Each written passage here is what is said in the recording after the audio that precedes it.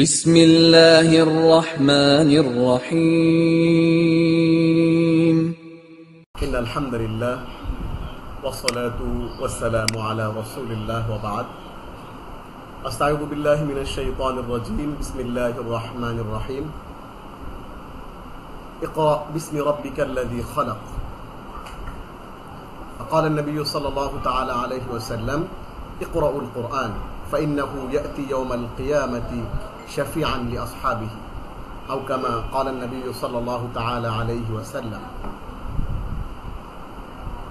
صدق الله العظيم وصدق رسوله النبي الكريم ونحن على ذلك لمن الشاهدين والشاكرين প্রিয় শিক্ষার্থী ভাই ও বোনেরা যারা আমাদের সাথে আজকের আমাদের এই ক্লাসে জয়েন করেছেন আমরা সবাইকে আমাদের আজকের ক্লাসে ওয়েলকাম করছি। আমরা ফুরকান ইনস্টিটিউট কর্তৃক আয়োজিত এই 3-in-1 কোরআন শিক্ষা কোর্সে আপনাদের সাথে আলোচনা করি তিনটি বিষয় নিয়ে।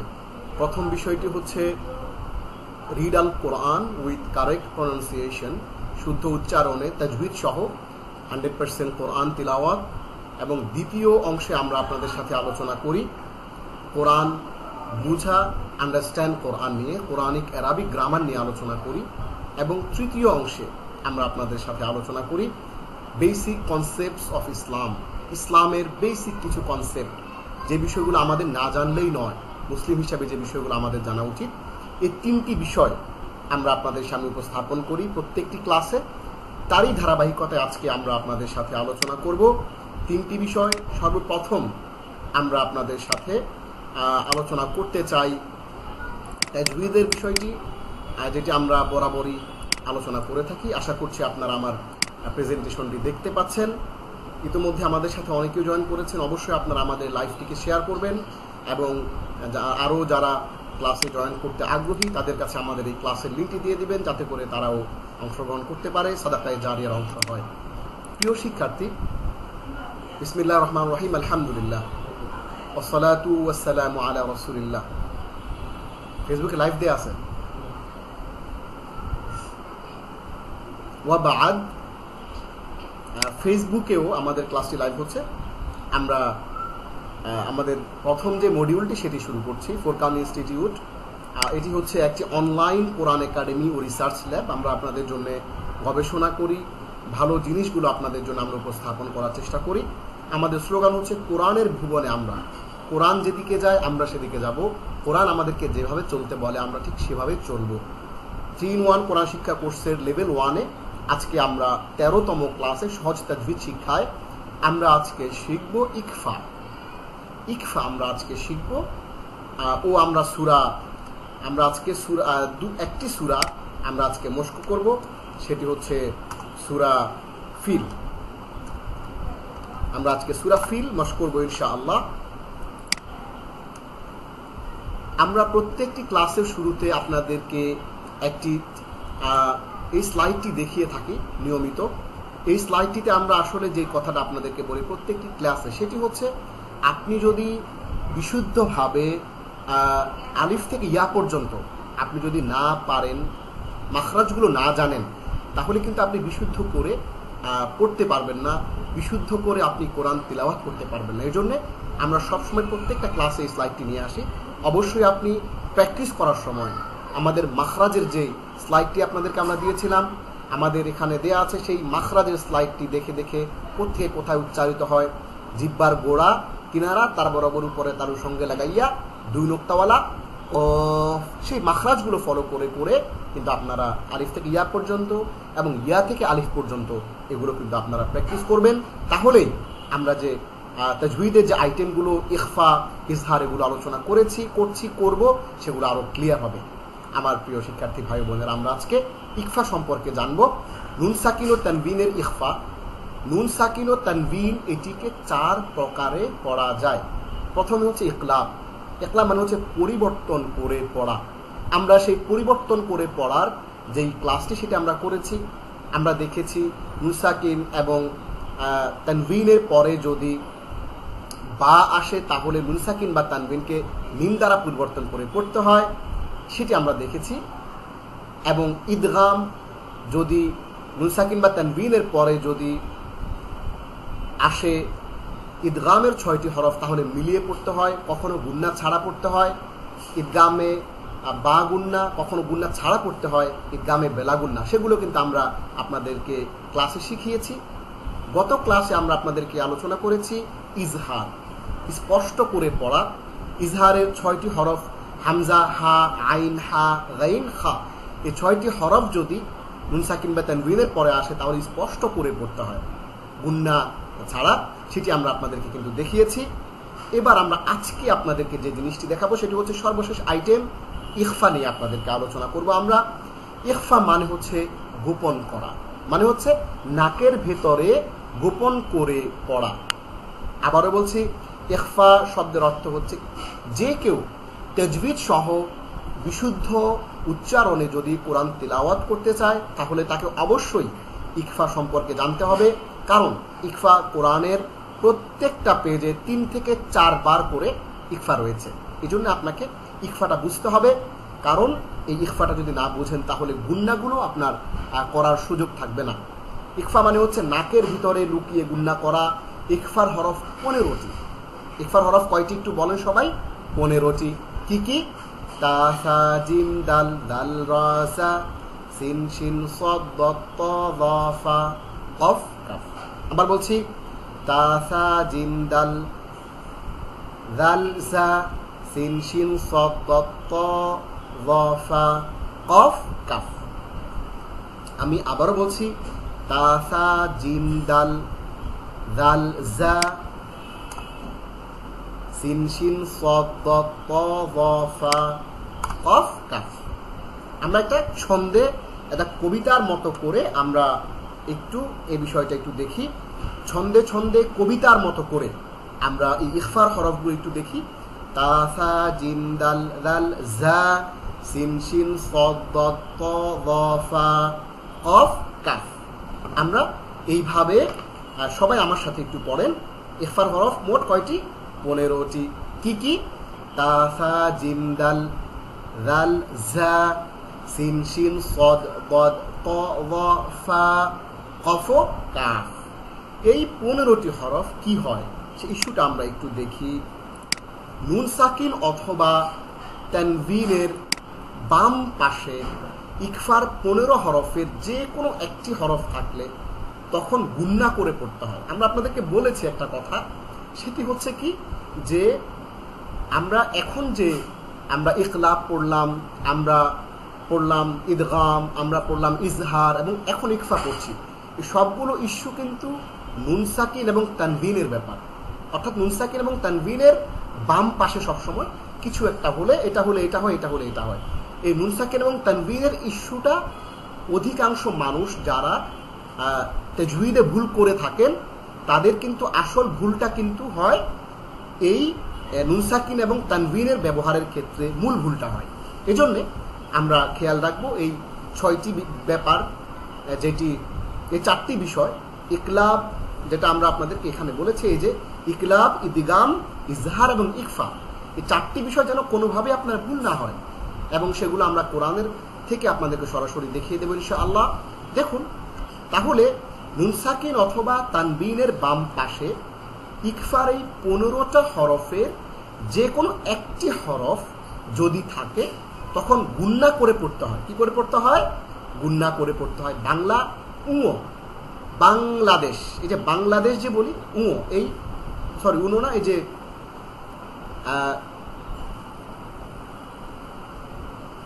অনুস্বরের মতো, অনুস্বর যেটা অনুস্বরের মতো উচ্চারিত হয়, অর্থাৎ বাংলাদেশ, দয়াকার অনুস্বর, লয়াকার, দয়কার, তালব্য। বাংলাদেশের সেই বাং, এই বাংটা, এই বাং নাকে যে ঢুকলো বাংলাদেশ, এই বাংটা, এই বাংটাই হচ্ছে আমাদের এই ইখফা, অর্থাৎ এই অনুস্বরের মতো উচ্চারণ হবে। যেমন আং নাকে ঢুকান, আমার সাথে সবাই একটু বলেন, আং, মাং, সাং, এই আং, মাং, সাং, এরকমই হচ্ছে আমাদের এই ইখফা উচ্চারণ। এবার একটু দেখুন, আমরা দেখি, প্র্যাকটিসটা একটু করি। দেখুন এইখানে তানবিনের পরে আমাদের ইখফার যে হরফগুলো আমরা দেখেছি, তা, সা, জিম, দাল, দাল, জা, সিন শিন সদ দত ত ভ ফা কফ কাফ। এই ফা যেটা দেখতে পাচ্ছি, এই ফা এসছে কোথায় দেখেন, তানভিনের পরে তানভিনের বাম পাশে ফা আসছে। সো এই 15টা হরফের আমরা রুলে পড়েছি, এই 15টা হরফের যে কোনো একটা আসলে নাকের ভিতরে লুকিয়ে গুন্না করে উচ্চারণ করতে হয়। তাহলে একটু দেখি আমরা গুন্না করে উচ্চারণ করি নাকের ভিতরে লুকিয়ে কিভাবে।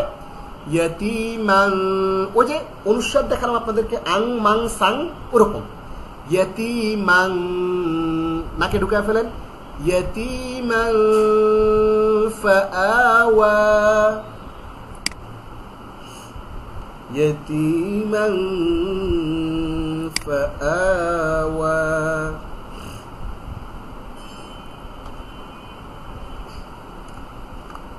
ফাআওয়া ইয়াতিমান ফাআওয়া।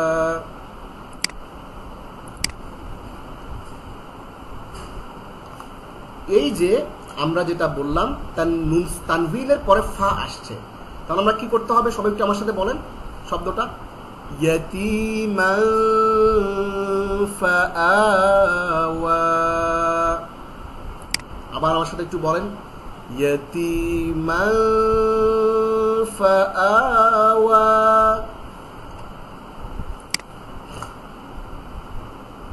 এখন আমরা তানভিনের পরে ফা দিয়ে ব্যবহারটা দেখলাম, এবার একটু আসেন আবার কিতাবুন ফিহি, অর্থাৎ তানভিনের পরে দুই পেশের পরে ফা আসছে।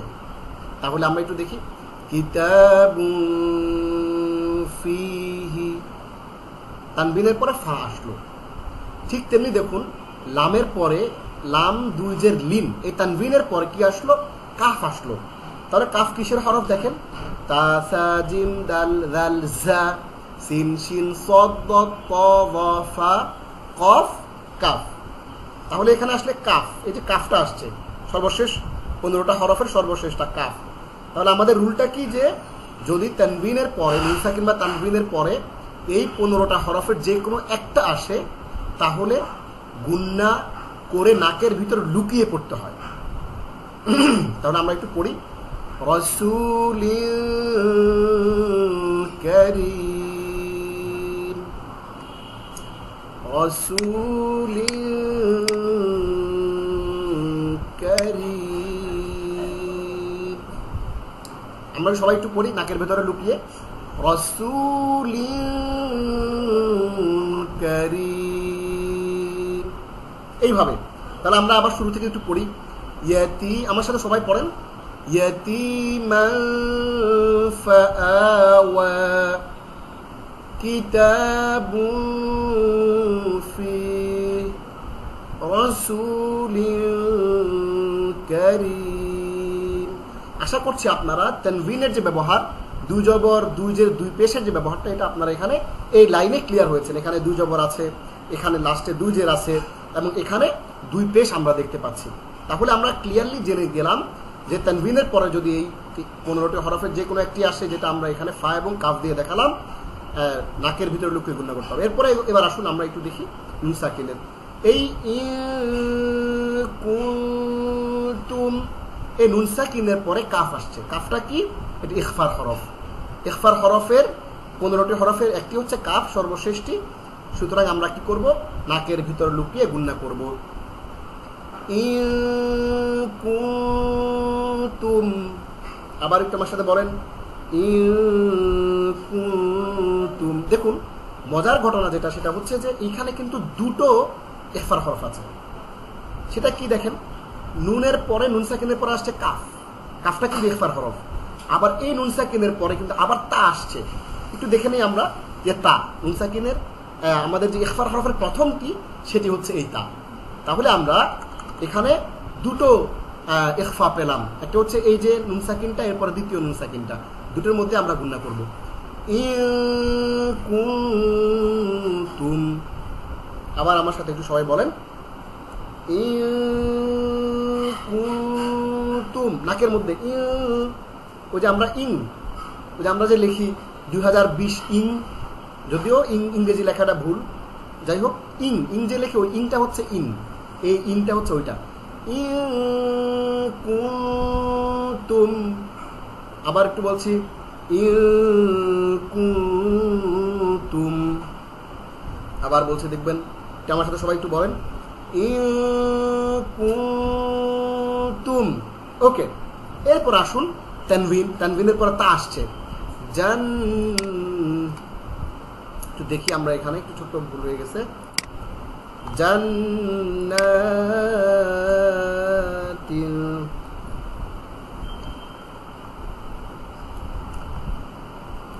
জান্নাতিন তাজরি,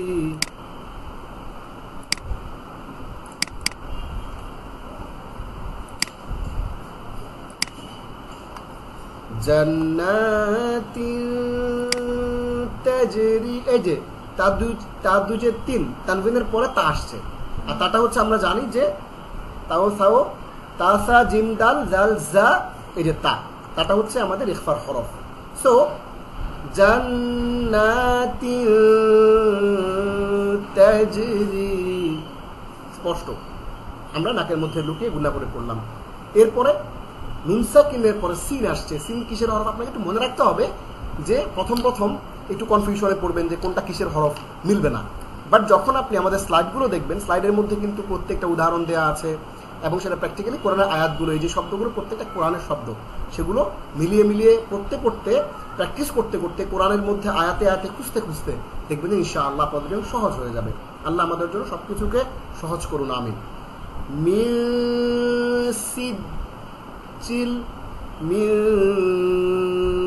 সিজিল্লিন,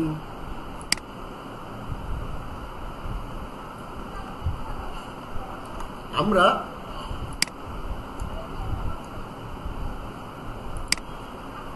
এইখানে একটা তাসদীদ দিলাম, এখানে দুজের দিলাম, মিন সিজিল্লিন, কোরআনে আছে যে মিন সিজিল্লিল কুতুব, ওইটাই মিন সিজিল্লি মানে হচ্ছে যে লিস্ট বা ডেটাবেজ সিস্টেম, মিন সিজিল্লিল, মিন সিজিল্লি, আবার আছে মিন সিজিল আছে। আমরা একটু পরে সেটা প্র্যাকটিস করবো ইনশাআল্লাহ।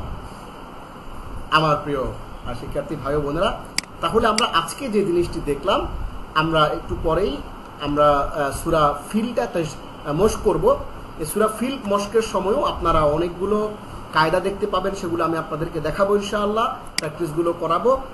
তার আগে আমরা আরেকবার একটু বলে নেই যে ইখফার হরফ হচ্ছে 15টি। এই 15টি হরফ হচ্ছে তাসা জিম দাল দাল জা সিন শিন সাদ দ ত দ ফা কফ কাফ। এই ছন্দের মাধ্যমে আমরা 15টি শিখে নিলাম। এরপর আমরা জেনে নিলাম যে এই নুন সাকিন বা তানবিনের পরে এই 15টি হরফের যে কোনো একটি যদি আসে, তাহলে কি করতে হবে? তাহলে নাকের ভিতরে লুকিয়ে গুন্না করে পড়তে হবে, যেটা আমরা আপনাদেরকে দেখালাম। ইয়াতীমান ফাআওয়া, কি আমার সাথে সবাই একটু বলেন, ইয়াতীমান ফাআওয়া কিতাবুন ফি রাসূলিন কারীম ইন কুনতুম জান্নাতিন তাজরি মিন সিজিল্লি। এইভাবে আমরা প্র্যাকটিস করবো ইনশাআল্লাহ। আমি আপনাদেরকে স্লাইডটি দিয়ে দেব, আপনারা সেখান থেকে প্র্যাকটিস করতে পারবেন ইনশাআল্লাহ। এবার আসুন আমরা আজকের যে আমাদের মশকের সূরাটি রয়েছে, আমরা এই সূরাটি আজকে মশক করি, এবং এখানেও আমরা এই কায়দাগুলো যেগুলো আমরা পড়লাম, এগুলো আমরা ইনশাআল্লাহ পেয়ে যাব এখানে। শুরু করি। আমি বলবো, আমার সাথে সাথে আপনারা বলবেন, আবার আমার বলার পরেও আমি একটু পজ দিব, আপনারা বলবেন। আউযু বিল্লাহি মিনাশ শাইতানির রাজীম।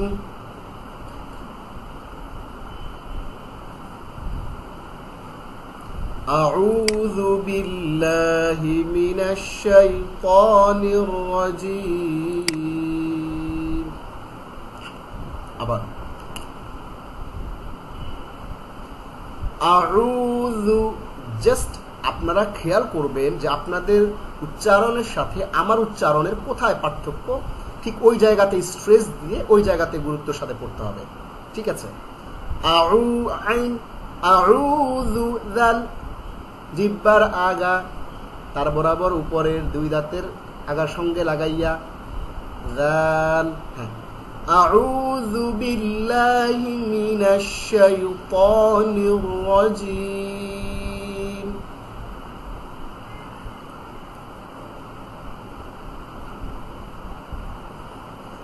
বিসমিল্লাহির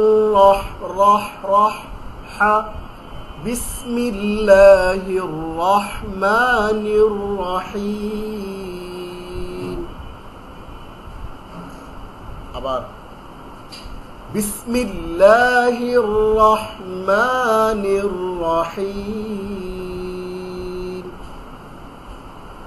আবার বিসমিল্লাহির রহমানির রহিম। এবার আসুন আমরা সূরার মধ্যে ঢুকে যাই। আপনি অবশ্যই আমাদের ভিডিও দেখে আউযু বিল্লাহ বিসমিল্লাহটা অবশ্যই ঠিক করতে হবে, কারণ এটি বারবার আমরা প্রত্যেকটা সূরার শুরুতে পড়ে থাকি। আলাম তারা কাইফা ফাআলা রাব্বুকা বিআসহাবিল ফিল। আপনি একটা কোরআন নেন, সেই কোরআনের মধ্যে আমার উচ্চারণের সাথে আপনার উচ্চারণের যে পার্থক্য সেইটা আইডেন্টিফাই করে কলম দিয়ে হোক, মার্কার দিয়ে হোক অথবা পেন্সিল দিয়ে হোক আপনি দাগিয়ে রাখবেন, কারণ সেইটি আপনি প্র্যাকটিস করার সময় বারবার করে প্র্যাকটিস করতে থাকবেন। তাহলে ইনশাআল্লাহ আপনাদের উচ্চারণগুলো অনেক শুদ্ধ বিশুদ্ধ হবে, হাফেজদের মতো বিশুদ্ধ উচ্চারণে আপনারা তেলাওয়াত করবেন। আপনি যখন নামাজে দাঁড়াবেন, হ্যাঁ, তখন দেখা যায় যে সাধারণ মানুষ যারা, আমি আসলে ভুল বললাম, সাধারণ মানুষ বলতে কিছু নাই, মানে যারা তাজবিদের নিয়ম কানুনগুলো জানে না, না জেনে কোরআন তেলাওয়াত করে, তাদের তেলাওয়াতের সাথে যারা তাজবিদের নিয়ম কানুনগুলো জেনে তিলাওয়াত করে তাদের তিলাওয়াতের অনেক পার্থক্য হয়। তো আপনার তিলাওয়াতটা যেন হাফেজদের মতো একেবারে নির্ভুল তাজবিদ সহ হয়, সেজন্য কিন্তু আমরা এই চেষ্টাটা চালাচ্ছি। সো আপনি ওই জায়গাগুলো মার্ক করে দাগ দিয়ে রাখবেন, প্র্যাকটিস করার সময় ওইগুলো খেয়াল করবেন। সো আবারও বলছি, এইখানে আলাম তারা যে প্রথম আয়াতটা সূরা ফিলের, এই প্রথম আয়াতের মধ্যে আমরা দুইটা জায়গাতে খেয়াল করব। ফাআলা আইন আসহা, এই দুটো জায়গায় খেয়াল করলে আর কোনো অসুবিধা নেই। আমি শুরু করছি আবারও। আলাম তারা কাইফা ফাআলা রাব্বুকা বিআসহাবিল ফিল। আপনি জাস্ট ফাআলা বিআসহা এই দুটো জায়গাতে খেয়াল রাখবেন, তাহলে কিন্তু ফিনিশ। আমার সাথে একটু বলেন সবাই, আলাম তারা কাইফা ফাআলা রাব্বুকা বিআসহাবিল ফিল। আমার সাথেও বলবেন, আমার পরেও একবার সুযোগ দিব আমি বলার জন্য। আলাম তারা কাইফা ফাআলা রাব্বুকা বিআসহাবিল ফিল।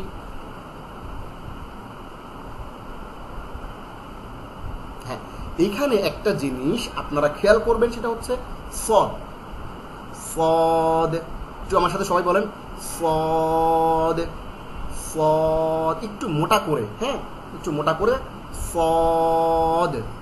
সবাই বলেন একটু আমার সাথে, সদ। তাহলে বিআস, অনেকে বলে বিআসহা, হবে না, বিআস না, বিআস আসহাবিল ফিল। বলেন বিআসহাবিল ফিল। আমরা আবারও শুরু করি, আমার সাথে পড়েন সবাই, আবার একটু সুযোগ দিব আমার পরে। আলাম তারা কাইফা ফাআলা রাব্বুকা বিআসহাবিল ফিল।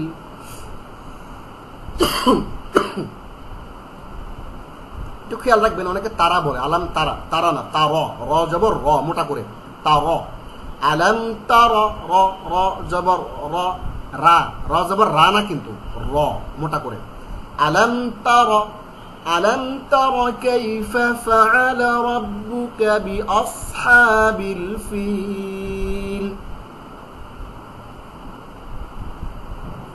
আবার আলাম তারা কাইফা ফাআলা রাব্বুকা বিআসহাবিল ফিল।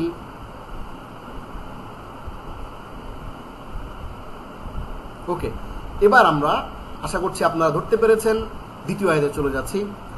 আলাম ইয়াজ, ইয়াজ কি হলো ঘটনা, কেউ যদি বলতে পারেন দেখি। ইয়াজ ঘটনাটা কি ঘটলো দেখি, আপনাদের মধ্য থেকে কেউ একজন বলেন, একটু আনমিউট করেন, করে বলেন, যে কেউ একজন।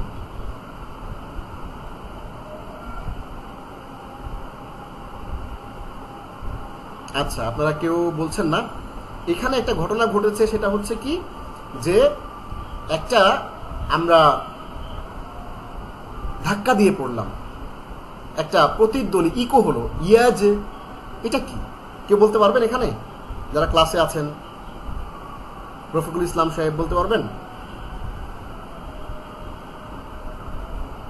ওকে, তাহলে এইখানে হচ্ছে কলকলা হয়েছে। আমরা জানি কলকলার হরফ কয়টি, আমরা আপনাদেরকে পড়িয়েছি 5টি, কফ, ত, বা, জিম, দাল, 5টি। সো এখানে জিমের মধ্যে সাকিন হয়েছে, জজম হয়েছে, কলকলার হরফ এই জিমটা। তাহলে আলাম বা বললাম আলাম ইয়াজ, ইয়াজ, ইয়াজ, আলাম ইয়াজ আল কাইদাহুম, আলাম ইয়াজ, একটা ধাক্কা হবে, ইয়াজ, আলাম ইয়াজআল কাইদাহুম ফি তাদলিল। এটা কঠিন কিছু না, খুব ইজি সিম্পল। জাস্ট এখানে একটু এই যে আইনটা খেয়াল করতে হবে, জিমের মধ্যে যে একটা কলকলা সেটা একটু খেয়াল করতে হবে, এরপরে দতটা একটু খেয়াল করতে হবে, তাও বদ, বদ মোটা করে। ওকে, আমি বলি, আমার সাথে সাথে আপনারা বলেন। আলাম ইয়াজআল কাইদাহুম ফি তাদলিল, তাদলিল। আবার বলছি, আমার সাথে বলেন, আবার আমার পরে বলবেন। আলাম ইয়াজআল কাইদাহুম ফি তাদলিল,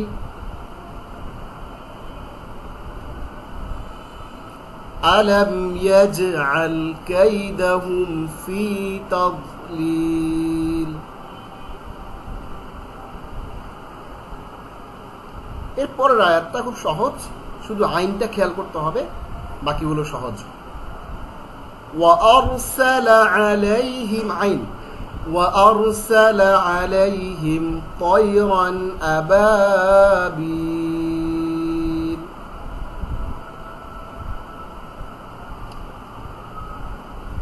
আবার বলছি, আজান হচ্ছে বাইরে, কেউ একজন আজানের জবাব দেন ইনশাআল্লাহ। وأرسل عليهم طيرا أبابيل। আবারও বলছি, وأرسل عليهم طيرا أبابيل।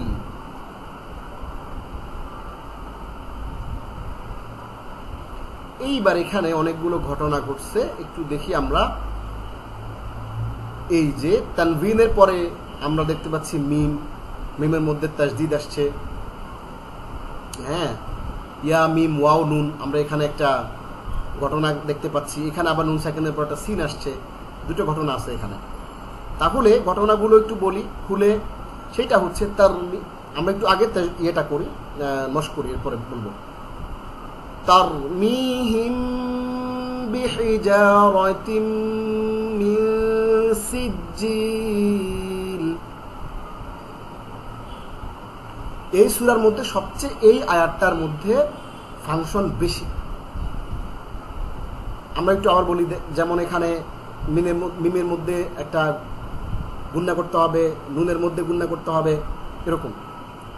এখানে একটা ছোট্ট গুণনা আছে, তারমিহিম বিহিজারাতিম মিন সিজ্জিল। হ্যাঁ, আমার সাথে আরেকবার একটু সবাই বলেন, তার র মোটা করে, তারমিহিম বিহিজারাতিম মিন সিজ্জিল।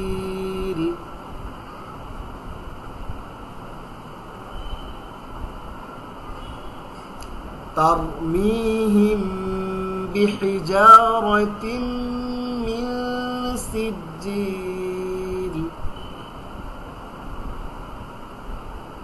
ওকে, এইখানে রয়েছে তানভিনের পরে মিম এসছে, বিহিজারাতিম।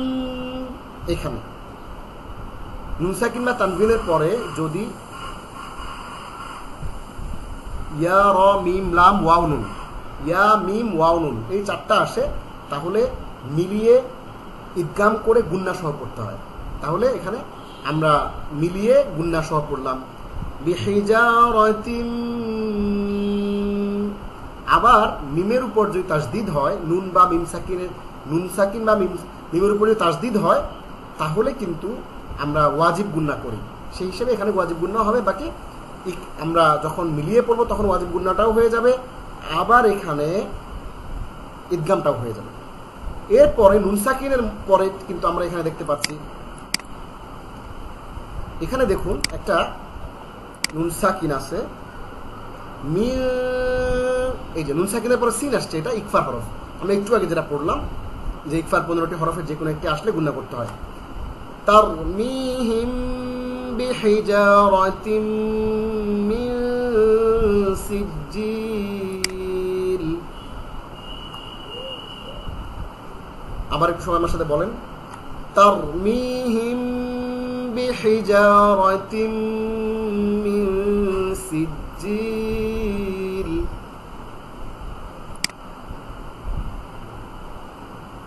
فجعلهم كعصف مأكول،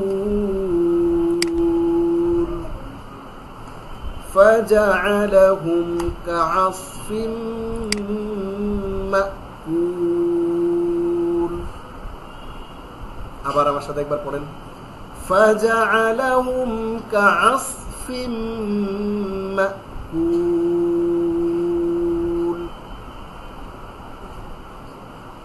আল্লাহ রাব্বুল আলামিন এই সূরার মধ্যে ইরশাদ করছেন, তুমি কি দেখোনি তোমার প্রভু হস্তি বাহিনীর সাথে কি আচরণ করেছেন?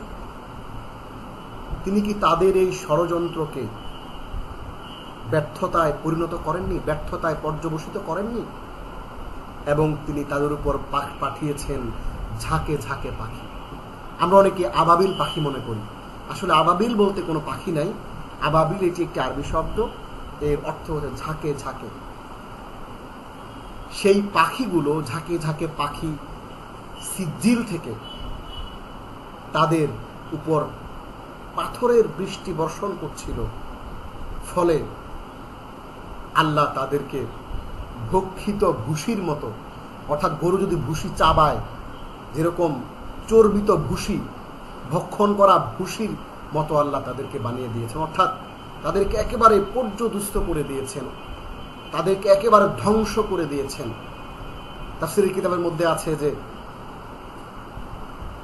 মুখে করে পাখিগুলো এক একটা পাথর যখন উপর থেকে নিক্ষেপ করছিল, পাথরগুলো মাথার উপর থেকে পড়ে তাদের নিচ দিয়ে, তাদের পায়খানা রাস্তা দিয়ে সেগুলো বেরিয়ে যাচ্ছিল। মানে এত ভয়ানকভাবে আল্লাহ সেই পাখিগুলো দিয়ে আঘাত করেছিল সেই হস্তি বাহিনীকে, যারা কাবা শরীফকে ধ্বংস করতে এসেছিল। আব্রাহা বাদশার সেই বাহিনী, যেটা ইতিহাসে আমুল ফিল বা হস্তির বছর নামে পরিচিত, সেখানে আল্লাহ এই কথাগুলো আল্লাহ বলেছেন। প্রিয় শিক্ষার্থী ভাই বোনের, আজকে আমরা তাজউইদের এই পর্যন্তই। আমরা আজকে আপনাদেরকে পড়ালাম ইখফা, এবং আপনাদেরকে আমরা আজকে সূরা ফিল মশক করালাম। ইনশাআল্লাহ আগামী ক্লাসে আমরা তাজউইদের আরো নতুন কোন একটি পর্ব নিয়ে আপনাদের সামনে হাজির হব। আজকে আমাদের তাজউইদের এই মডিউলটি এ পর্যন্তই। আমরা এখন আমাদের যে দ্বিতীয় মডিউলটি রয়েছে, কেউ কোথাও যাবেন না, চমৎকার কিছু বিষয় আপনাদের জন্য অপেক্ষা করছে। আরবি ভাষা বোঝা, আরবি ভাষা শিক্ষার একটি নতুন দুয়ার আপনাদের সামনে খুলে যাচ্ছে। খুব সহজ করে আপনাদের মতো করে আপনাদের জানা বিষয়গুলো দিয়েই আপনাদেরকে আমরা শেখানোর চেষ্টা করব। আরবি ভাষার গ্রামারের কিছু ইস্যু আজকে ইনশাআল্লাহ আমাদের সাথেই থাকবেন। আমার প্রিয় শিক্ষার্থী ভাই বোনেরা, আপনারা আশা করছি আমার এই স্লাইডটি, আমার এই প্রেজেন্টেশনটি আপনারা দেখতে পাচ্ছেন। ফুরকান ইনস্টিটিউট একটি অনলাইন কোরআন একাডেমি ও রিসার্চ ল্যাব। আমরা প্রতিদিনই গবেষণা করছি, প্রতিদিনই আমরা চেষ্টা করছি আপনাদের জন্য নিত্য নতুন কিছু বিষয় নিয়ে আসার জন্য, কিভাবে আপনাদেরকে আরও কোরআনের কাছাকাছি নিয়ে আসা যায়, আমরা যেন আরও কীভাবে কোরআনের আরও কাছাকাছি আসতে পারি, সেই প্রচেষ্টার অংশ হিসেবে আমাদের এই ফুরকান ইনস্টিটিউটের এই কোর্সগুলো, কোরআন বোঝার এই উদ্যোগ। আশা করছি আপনারা আমাদের সাথেই থাকবেন। 3-in-1 কোরআন শিক্ষা কোর্স লেভেল 1 এর আজকের এই আন্ডারস্ট্যান্ড কোরআন, কোরআন বুঝে পড়া, কোরআনিক আরবিক গ্রামারের এই অংশে আমরা আজকে আপনাদের সাথে আদ-দারসুস সালিস আশার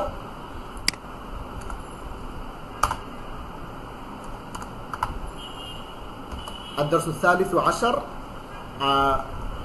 13তম লেসন। আদ-দারস মানে হচ্ছে লেসন, সালিস মানে 3, আশার মানে 10, 10 3 মানে হচ্ছে 13, সো লেসন 13। আপনাদের আশা করি মনে আছে যে গত ক্লাসে আমরা সূরা মাউনটা পড়েছিলাম। সূরা মাউনের শিক্ষা, সূরা মাউন থেকে আমরা কি কি বুঝি এবং সেই সূরা মাউনের মধ্যে কোরআনের অসংখ্য ভোকাবুলারি আমরা পড়ে ফেলেছিলাম। আমরা গত ক্লাসে সূরা মাউন পড়েছিলাম। আজ আমরা নতুন কিছু বিষয় দেখব ইনশাআল্লাহ। এই সূরা মাউনের বিষয়বস্তু ছিল আখিরাতের প্রতি ঈমান না আনলে মানুষের মধ্যে কি ধরনের নৈতিকতা জন্ম নেয় তা বর্ণনা করাই ছিল আমাদের এই সূরাটির মূল বিষয়বস্তু। প্রিয় শিক্ষার্থী ভাই বোনেরা, আমরা আজকে আপনাদের সামনে তুলে ধরব মুফরাদ, মুসান্না এবং জমা, অর্থাৎ ইংরেজি ভাষায় আমরা যেটাকে বলি নাম্বার। এই নাম্বার আমরা আজকে পড়ব। বচন, যেটিকে ইংরেজিতে আমরা বলি সিঙ্গুলার, প্লুরাল, বাংলাতে বলি একবচন, দ্বিবচন এবং বহুবচন। আমরা সেটি আপনাদের সামনে আলোচনা করব। তার আগে শুরুতেই ইকরাইল আয়া আল আয়া। প্রথমে আমরা যেহেতু আমরা কোরআন শিখছি, সো আমাদের এক্সাম্পলগুলো, আমাদের উদাহরণগুলো সবগুলো কিন্তু কোরআনিক। মানে প্রত্যেকটা উদাহরণ আমরা আপনাদেরকে যেগুলো দেব কোরআন থেকে দেব। যে উদাহরণগুলো আপনাদের সামনে আমরা তুলে ধরবো সেগুলো সবগুলো কোরআনিক। সো আমরা আগে কোরআনিক কিছু উদাহরণ আমরা দেখি। ইরশাদ হচ্ছে মান আমিলা সালিহাম মিন যাকারিন আও উনসা ওয়া হুয়া মুমিন ফালানুহইয়ান্নাহু হায়াতান তাইয়্যিবা। ইরশাদ হচ্ছে কি? ইরশাদ হচ্ছে যে সৎকর্ম সম্পাদন করে এবং সে একজন ঈমানদার, পুরুষ হোক কিংবা নারী, আমি তাকে পবিত্র জীবন দান করব। আল্লাহ রাব্বুল আলামিন এখানে কি বলছেন?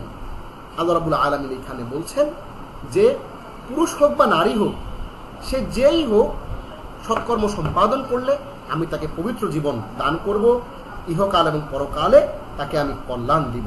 এই কথাটা আল্লাহ রাব্বুল আলামিন আমাদের জন্য বলছেন।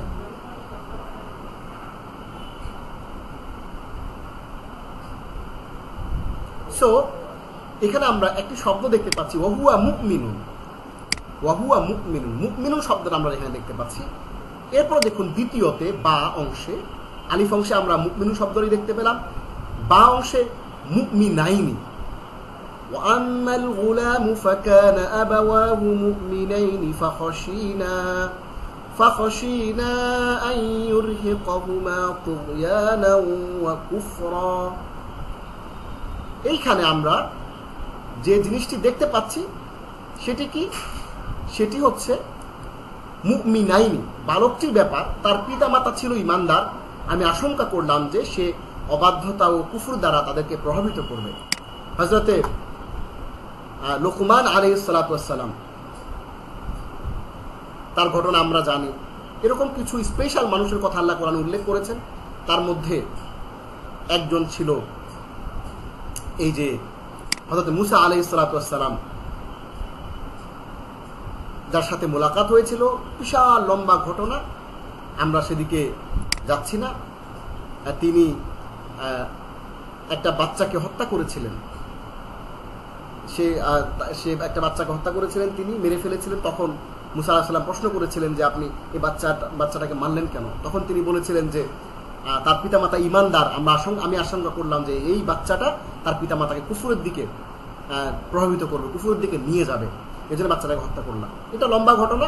যাই হোক, আমরা এখানে আমাদের যে আলোচ্য বিষয় সেটা হচ্ছে মুমিনাইনি। আমরা এখানে দেখলাম মুমিনুন একজন মুমিন, মুমিনাইনি দুজন মুমিন, বাবা এবং মা দুজনই মুমিন ছিল। নাম্বার 3 জিম অংশে উলাইকা হুমুল মুমিনুনা হাক্কা, তারাই হলো সত্যিকার ঈমানদার। তারাই হলো কি? সত্যিকারের ঈমানদার। এই যে এখানে আমরা দেখলাম আল মুমিনুনা, এখানে মুমিনুন, এখানে মুমিনাইনি, এখানে মুমিনুনা। এটা আমরা আজকে আলোচনা করবো ইনশাআল্লাহ। প্রিয় শিক্ষার্থী, আপনি কি জানেন উপরের আয়াতগুলো কি ধরনের আয়াত? আরবি ভাষার কোন বিষয়টি আলোচনা করার জন্য আমরা আপনার সামনে উপরোক্ত আয়াতগুলোকে উপস্থাপন করেছি? সেই বিষয়টি হলো মুফরাদ, মুসান্না, জমা। সবাই একটু আমার সাথে বলেন কি জিনিস? মুফরাদ, মুসান্না, জামা। জেনে রাখুন বচন ও সংখ্যা হিসেবে কালিমা 3 প্রকার। আমরা আপনাদেরকে দেখিয়েছিলাম যে কালিমা, ইসিম, ফেয়েল, হরফ। কালিমার 3টা প্রকার, মেইন 3টা প্রকার আমরা আপনাদেরকে দেখিয়েছিলাম। ইসিম, ফেয়েল, হরফ। ইসিম, ফেয়েল, হরফ আমরা আপনাদেরকে দেখিয়েছিলাম। আজকে আরেকটা প্রকার আপনাদেরকে দেখালাম যে বচন ও সংখ্যা হিসেবে কালিমা 3 প্রকার। উপরের আলিফ অংশে যে মুমিনু শব্দটি রয়েছে এটি একজন মুমিনকে বোঝাচ্ছে। দেখুন এই যে একজন মুমিন, অহুয়া মুমিনুন, সে পুরুষ মহিলা, সে একজন মুমিন অবস্থায়। মুমিন হয়ে সে যা করবে আল্লাহ তাকে পবিত্র জীবন দান করবেন ভালো কাজ করলে। এই মুমিনু শব্দটা এটা একটা একজনকে বোঝাচ্ছে। এই ধরনের ইসিমকে মুফরাদ বা একবচন বলে। আরবিটা কি? মুফরাদ, একবচন বলে। অন্যদিকে বা অংশে মুমিনাইনি শব্দটি 2জন মুমিনকে বোঝাচ্ছে। কজন মুমিনকে বোঝাচ্ছে? 2জন মুমিনকে বোঝাচ্ছে। এটি মূলত ছিল মুমিনানি। মুমিনানি ছিল যে কোনো একটি ঘটনার কারণে, গ্রামাটিক্যাল একটা ইস্যুর কারণে মুমিনাইনি হয়ে গিয়েছে, সেটা আমরা আপনাদেরকে পরে বলবো। মুফরাদ বা একবচন শব্দের শেষে আলিফ ও নুন বা ইয়া ও নুন যোগ করে মুসান্না বা দ্বিবচন তৈরি করা হয়। অর্থাৎ ও যে দেখতে পাচ্ছেন মুমিনুন শব্দটা, এটি একবচন, তার শেষে দেখুন এখানে ইয়া এবং নুন যোগ করে দ্বিবচন করা হয়েছে। কোথাও কোথাও আলিফ বা নুন যোগ করে দ্বিবচন করা হয়। তাহলে মুফরদের শেষে আলিফ ও নুন বা ইয়া ও নুন যোগ করে মুসান্না বা দ্বিবচন শব্দ তৈরি করা হয়। এ ধরনের ইসিমকে মুসান্না বা দ্বিবচন বলে। আবার জিম অংশে দেখুন এই যে এখানে উলাইকা হুমুল মুমিনুনা হাক্কা, তারাই হলো সত্যিকার ঈমানদার। এই আয়াতের মধ্যে দেখুন আমরা জিম অংশে আল মুমিনুনা শব্দটি অনেকজন মুমিনকে বোঝাচ্ছে। অনেকজন মুমিন, একজন না, 2জন না, অনেকজন মুমিন। তারাই হচ্ছে প্রকৃত মুমিন, অনেকজন লোককে বোঝাচ্ছে। এই ধরনের ইসিমকে জমা বা বহুবচন বলে। কি বলে? জমা বা বহুবচন। সহজ, কঠিন কিছু না। তাহলে এ ধরনের শব্দকে জমা বা বহুবচন বলে। এবার আমাদেরকে বুঝে নিতে হবে কিছু কথা। সেটা কি? বচন ও সংখ্যা হিসেবে কালিমা 3 প্রকার। কি কি? মুফরাদ, মুসান্না, জমা। একবচন, দ্বিবচন, বহুবচন। ডান দিক থেকে ধরেন। মুফরাদ একবচন, মুসান্না দ্বিবচন, জমা বহুবচন। এখানে আমরা ইংরেজিতে বললে সিঙ্গুলার, ডুয়াল ফর্ম এবং প্লুরাল। ইংরেজিতে যদিও ডুয়াল ফর্ম নাই, কিন্তু আরবি ভাষায় ডুয়াল বা দ্বিবচন রয়েছে। সেটাকে মুসান্না বলা হয় এবং বহুবচন জমা। যেই ইসিম এক সংখ্যার কোনো জিনিস বোঝায় তাকে আরবিতে মুফরাদ বলে। এই কথাগুলো বুঝতে হবে একটু। যেই ইসিম 2 সংখ্যার কোনো জিনিস বোঝায় তাকে মুসান্না বলে। অর্থাৎ 2 সংখ্যার কোনো জিনিস বুঝালে মুসান্না, আর 1 সংখ্যার কোনো জিনিস বুঝালে সেটাকে বলা হয় মুফরাদ। যেই ইসিম 2 এর অধিক সংখ্যা, 3 হতে পারে, 10 হতে পারে, 2 এর অধিক সংখ্যার কোনো জিনিস বুঝায় তাকে জামা বা মাজমু' বলে। কি বলা হয়? সবাই বলেন আমার সাথে, জামা বা মাজমু' বলা হয়। মজার বিষয় হচ্ছে দেখুন, আপনারা অনেকে মনে করতে পারেন যে ওস্তাদজি আপনি এগুলো আমাদের কেন পড়াচ্ছেন। এগুলো কেন পড়াচ্ছি সামনে দেখবেন যে কোরআনে অসংখ্যবার এই একবচন, দ্বিবচন, বহুবচনের ব্যবহার রয়েছে। আপনি যখন কোরআনের আয়াত পড়বেন দেখবেন যে এখানে একবচন শব্দ আছে, আবার এটার সাথে ইয়ানুন ওয়াউনুন যোগ হয়ে বহুবচন হয়ে গিয়েছে। এভাবে এই শব্দগুলো দেখতে পাবেন যেন আপনারা পরিচিতি পান এবং যেন আপনারা বিষয়গুলো আপনাদের কাছে পরিচিত হয়ে যায়। এই জন্য আমরা এই জিনিসগুলো আপনাদেরকে দেখাচ্ছি। এবার দেখুন, যে ইসিম 2 এর অধিক সংখ্যার কোনো জিনিস বুঝায় তাকে কি বলা হয়? তাকে বলা হয় জামা বা মাজমু বলা হয়। আপনাদের সুবিধার জন্য আমরা বাংলাও লিখে দিয়েছি, অসুবিধা নাই, ভিডিও দেখে প্র্যাকটিস করতে হবে।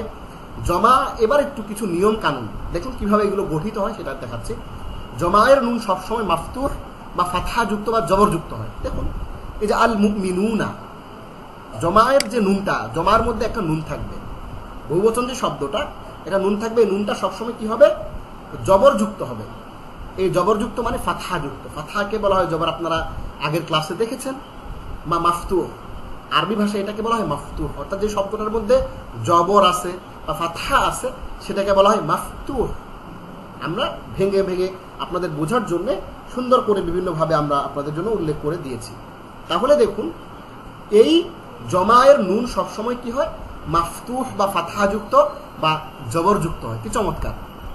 এবার মুফরাদের শেষে আলিফ ও নুন বা ইয়া ও নুন যোগ করে মুসান্না তৈরি করা হয়, মানে দ্বিবচনটা তৈরি করা হয়। যেমন মুমিনুন শব্দটার শেষে আপনি যদি মুমিনানি লাগাই দেন, আলিফ নুন লাগাই দেন, বা মুমিনাইনি লাগাই দেন, অর্থাৎ ইয়া নুন যোগ করে দেন, তাহলে দ্বিবচন হয়ে যাবে। যে কোনো শব্দ, ম্যাক্সিমাম শব্দগুলোই এরকম। তাহলে যে কথাগুলো বলা হচ্ছে, মুফরদের শেষে, এক বচনের শেষে আলিফ ও নুন বা ইয়া ও নুন যোগ করে মুসান্না তৈরি করা হয়। খেয়াল করবেন যে মুসান্না এর নুন সব সময় মাকসুর বা কাসরা যুক্ত বা জের যুক্ত হবে। যেমন এই দেখেন মুমিনাইনি, এই যে মুমিনাইনি, আপনি যদি আলিফ নুন দিয়ে করেন মুমিনানি, তাও কিন্তু জেরই হবে। অর্থাৎ জমার নুন যেমন সবসময় জবর হয়, এরকম মুসান্না বা তাসনিয়া বা দ্বিবচনের নুনটা সবসময় জের হয়। সহজ, কঠিন কিছু না, কিন্তু কঠিন কিছু না। অর্থাৎ বহুবচনের নুনটা সবসময় জবর হবে, আর দ্বিবচনের নুনটা সবসময় জের হবে। সহজ, কঠিন কিছু না। ভয় পাইলে কিন্তু আপনি শিখতে পারবেন না, ভয় পাওয়া যাবে না, বিষয়টা বোঝার চেষ্টা করতে হবে। এরপর দেখুন, মুসান্না এর নুন সবসময় মাকসুর বা কাসরা যুক্ত হয়। বিভিন্নভাবে মুফরদের পরিবর্তন করে বা মুফরদের শেষে শুধু দুইটি হরফ যোগ করে জমা তৈরি করা হয়। মুফরদের শেষে দুইটি হরফ যোগ করে জমা তৈরি করা হয়। এটা আমরা ইনশাআল্লাহ পরবর্তী দর্শে অধ্যয়ন করব, জমায়ের প্রকার ইনশাআল্লাহ। জমা কিভাবে গঠিত হয়, যেমন আমরা আজকে দেখলাম দ্বিবচন শব্দ কিভাবে গঠিত হয়, দেখলাম আমরা আলিফ নুন বা ইয়া নুন যোগ করে। কিন্তু জমাটা কিভাবে গঠিত হয় আগামী ক্লাসে ইনশাআল্লাহ আমরা দেখব। এবার আসুন আমরা মুফরদ, মুসান্না, জমা আপনাদেরকে যে পড়ালাম, এক বচন, দ্বিবচন, বহুবচন, সিঙ্গুলার, ডুয়াল ফর্ম এবং প্লুরাল পড়ালাম, সেইটা কোরআনে কেমন আসছে। অনেকেই আমাদের ক্লাসের মাঝখান দিয়ে চলে যান, প্লিজ মাঝখান দিয়ে যাবেন না, কারণ শেষে আপনাদের জন্য অনেক মজার কিছু আলোচনা অপেক্ষা করছে। দেখুন আল্লাহ রাব্বুল আলামিন সূরা নম্বর 4 আয়াত নম্বর 124 আল্লাহ বলছেন হুয়া মুমিনুন, সে একজন বিশ্বাসী। আপনি যদি আরবি শেখার জন্য, আন্ডারস্ট্যান্ড কোরআনের জন্য, আপনি যদি শুধু আয়াতটা শেখেন, রেফারেন্সটা নেন, আপনার দাওয়াতের জন্য, একজন মানুষকে ইসলামের দিকে আহ্বান করার জন্য কিন্তু আপনার এটা শেখা হয়ে যাচ্ছে। সো উলাইকা হুমুল মুমিনুনা হাক্কা, তারাই হলো প্রকৃত মুমিন। 8 নম্বর সূরা 4 নম্বর, এই যে মুমিনুনা দেখতে পাচ্ছেন, আমরা আপনাদেরকে বলেছি জমানু সবসময় জবর হবে, হলো জবর। ইন্নাল্লাহা ইউহিব্বুল মুহসিনিন, আমার নাম মুহসিন, অর্থাৎ যে সৎকর্ম করে, ভালো কাজ করে। সেই মুহসিনুন শব্দটার বহুবচন হচ্ছে মুহসিনিন বা মুহসিনুন। নিশ্চয়ই আল্লাহ মুহসিনদের ভালোবাসেন, সৎকর্ম পরায়ণশীলদের আল্লাহ ভালোবাসেন, যারা ভালো কাজ করে, ইহসান করেন। আহসিন কামা আহসানাল্লাহু ইলাইক, আল্লাহ কোরআনে বলেছেন যে আল্লাহ যেমন তোমার উপর ইহসান করেছেন, তোমার উপর আল্লাহ যেমন করুণা করেছেন, তোমার উপর আল্লাহ যেমন রহম করেছেন, তুমি তেমনি অন্য মানুষদের সাথেও ভালো আচরণ করো, সদাচরণ করো। সো দেখেন এখানে মুহসিনিনা, আমরা আপনাদেরকে বলেছিলাম যে বহুবচনের যে নুনটি সেটি সবসময় জবর হয়, জবর হয়েছে। উলাইকা হুমুল খাসিরুন, ওরাই তারা যারা ক্ষতিগ্রস্ত। 2 নম্বর সূরা 27 নম্বর আয়াত, সেম এখানে যারা ক্ষতিগ্রস্ত, অনেক ক্ষতিগ্রস্ত লোককে বোঝানো হচ্ছে, জমা জবর হয়েছে। ওয়াল মুমিনুনা ওয়াল মুমিনাতু বা'দুহুম আউলিয়াউ বা'দ, মুমিন নর ও নারীগণ একে অপরের বন্ধু। সূরা নম্বর 9 আয়াত নম্বর 71, সেখানে একই কথা বলা হচ্ছে। আল মুমিনুনা ওয়াল মুমিনাতু, এই দুটোই হচ্ছে বহুবচন বোঝাচ্ছে। আমরা ইন্নাল মুসলিমিনা ওয়াল মুসলিমাতি ওয়াল মুমিনিনা ওয়াল মুমিনাত, নিশ্চয়ই আত্মসমর্পণকারী পুরুষগণ ও নারীগণ এবং মুমিন পুরুষগণ ও নারীগণ। 33 নম্বর সূরার 35 নম্বর আয়াতের মধ্যে আমরা এই জিনিসটা দেখতে পাচ্ছি। ওয়ালা তামুতুন্না ইল্লা ওয়া আনতুম মুসলিমুন, আর তোমরা মুসলিম না হয়ে মৃত্যুবরণ করো না। 3 নম্বর সূরার 102 নম্বর আয়াত। তাহলে এখানেও আমরা মুসলিমুনা পেলাম এবং শেষ অক্ষরের নুনের মধ্যে জবর আমরা শেষ হরফে দেখতে পেলাম। তাহলে আমরা এখানে প্র্যাকটিসটা দেখলাম যে এক বচন, বহু বচনের ব্যবহারগুলো আমরা কোরআনের আয়াতগুলো থেকে দেখে নিলাম। এবার একটা আহজাবে, সূরা আহজাব 33 নম্বর সূরার 35 নম্বর আয়াতের মধ্যে আমরা এই এক বচন, বহু বচন, দ্বিবচনের ব্যবহারটা আমরা দেখি। এটা আমরা একটু দেখি। ইন্নাল মুসলিমিনা ওয়াল মুসলিমাতি ওয়াল মুমিনিনা ওয়াল মুমিনাত ওয়াল কানিতিনা ওয়াল কানিতাতি ওয়াস সাদিকিনা ওয়াস সাদিকাত والصابرين والصابرات والخاشعين والخاشعات والمتصدقين والمتصدقات والصائمين والصائمات والحافظين فروجهم والحافظات والذاكرين الله كثيرا والذاكرات أعد الله لهم مغفرة وأجرا عظيما। এই আয়াতের মধ্যে প্লুরাল ফর্ম অর্থাৎ বহু বচনের অনেকগুলো শব্দ এখানে এসেছে, এই জন্য আমরা এই কোরআনের এই আয়াতটি এখানে নিয়ে এসেছি। নিশ্চয়ই মুসলিম পুরুষ ও মুসলিম নারী, মুমিন পুরুষ ও মুমিন নারী, অনুগত পুরুষ ও অনুগত নারী, সত্যবাদী পুরুষ ও সত্যবাদিনী নারী, ধৈর্যশীল পুরুষ ও ধৈর্যশীল নারী, বিনীত পুরুষ ও বিনীত নারী, দানশীল পুরুষ ও দানশীলা নারী, সিয়াম পালনকারী পুরুষ ও সিয়াম পালনকারিণী নারী, যৌন অঙ্গ হেফাজতকারী পুরুষ ও নারী, আল্লাহকে অধিক জিকিরকারী অর্থাৎ অধিক কোরআন অধ্যয়ন স্মরণ ও অনুসরণকারী পুরুষ ও নারী, এদের জন্য আল্লাহ কি রেখেছেন? প্রস্তুত করে রেখেছেন ক্ষমা ও মহা পুরস্কার। সুবহানাল্লাহ। অর্থাৎ এদের জন্য আল্লাহর কাছে রেখেছেন মাগফিরাতান, ক্ষমা, ও আজরান আযীমা, এবং মহা পুরস্কার আল্লাহ এই লোকগুলোর জন্য, এই পুরুষদের জন্য, নারীদের জন্য রেখে দিয়েছেন। আমার প্রিয় শিক্ষার্থী ভাই ও বোনেরা, আমরা আজকে অ্যারাবিক গ্রামারে, কোরআনিক অ্যারাবিক গ্রামারের যে অংশটি আপনাদেরকে আমরা শিখাতে চেয়েছিলাম সেটি ছিল লেসন 13-এর 13 নম্বর লেসনের একবচন, দ্বিবচন এবং বহুবচন, সিঙ্গুলার এবং প্লুরাল ফর্ম আপনাদেরকে আমরা শিখিয়েছি। এখন আপনাদেরকে আমরা এক প্র্যাকটিস করলাম কোরআনের আয়াত থেকে, একটা আয়াত দেখালাম। এবার আমরা আপনাদেরকে ভোকাবুলারি বা শব্দ ভান্ডার আরবি অভিধান অংশে আপনাদেরকে নিয়ে যাব। কারণ আমরা আপনাদেরকে কথা দিয়েছিলাম আমরা আপনাদেরকে 125টি শব্দ শেখাবো, যে 125টি কোরআনের টোটাল ভোকাবুলারির 55%, আলহামদুলিল্লাহ 55% শব্দ আপনারা শিখে ফেলবেন। সেই শব্দগুলো আপনাদেরকে আমরা ধীরে ধীরে শেখাবো। তার আগে আমরা বলতে চাই যে পবিত্র কোরআনে রয়েছে মোট 77,436টি শব্দ, অর্থাৎ প্রায় 78,000 শব্দ। এর মধ্যে মৌলিকত্বের বিচারে মূল শব্দ হচ্ছে 1822টি। 1822টি শব্দ আমরা মৌলিকত্বের বিচারে রিপিটেশন ছাড়া সেটা, এবং এই কোর্সে এই 1820টি শব্দই মূলত, এই 1820টি শব্দই মূলত রিপিটেশনের মাধ্যমে, পুনরাবৃত্তির মাধ্যমে এই 78,000 শব্দে পরিণত হয়েছে। কোরআন বোঝা খুবই সহজ। আমরা এই কোর্সে আপনাদেরকে 125 ওয়ার্ড শেখাবো, যেগুলো অলরেডি আমরা তার 50% আপনাদেরকে আমরা শিখিয়ে ফেলেছি। আমাদের বাকি ক্লাসগুলোতে আমরা সেগুলো কভার করবো ইনশাআল্লাহ। এগুলো 55% ভোকাবুলারি। আমাদের একটা মেথোডোলজি, আমার ব্যক্তিগত আবিষ্কার, সেটি হচ্ছে MT5T, মেমোরাইজেশন থ্রু 5 টাইমস, 5 বার পড়ার মাধ্যমে স্মরণ রাখা। এই পদ্ধতিতে আমরা আপনাদেরকে এই ভোকাবুলারিগুলো শেখাবো। কিভাবে আপনি বুঝতেও পারবেন না যে আপনি এগুলো শিখে ফেলেছেন, আপনি চিন্তাও করতে পারবেন না যে এই শব্দগুলো আপনি জেনে ফেলেছেন। এই পদ্ধতিটাতে আপনি যদি ফলো করেন তাহলে অবশ্যই আপনি এগুলো শিখে ফেলবেন। আমরা প্রথমে আপনাদেরকে ভোকাবুলারি শব্দগুলো দিব। এই শব্দগুলোর পাশে কোরআনে কতবার আসছে সেটা লেখা আছে এবং উদাহরণ রয়েছে। আপনি প্রথমে শব্দটা পড়বেন, যেমন আব্দুন, দাস বা বান্দা, স্লেভ, ইংরেজি হচ্ছে স্লেভ। এটি কোরআনে এসেছে 126 বার, আলহামদুলিল্লাহ। আপনি যদি শুধু আব্দুল্লাহ যে বলে আব্দুল্লাহ, আব্দুলের এই আব, বান্দা বা দাস, slave 120 times has been repeated in the holy Quran. এখন 26টা শব্দ আপনার শেখা হয়ে গেছে। 78,000 শব্দ থেকে 126টা শব্দ আপনার অলরেডি আপনি শিখে ফেলেছেন, আলহামদুলিল্লাহ। তাহলে আমরা আব্দুন, দাস বা বান্দা, স্লেভ 5 বার করব। আব্দুন, দাস বা বান্দা, স্লেভ, আব্দুন, দাস বা বান্দা, স্লেভ। কেউ যদি ইংরেজি শিখতে না চান অসুবিধা নেই, শুধু বাংলাটা বুঝেন। ইংরেজি শিখতে চাইলে আরো ভালো শেখেন।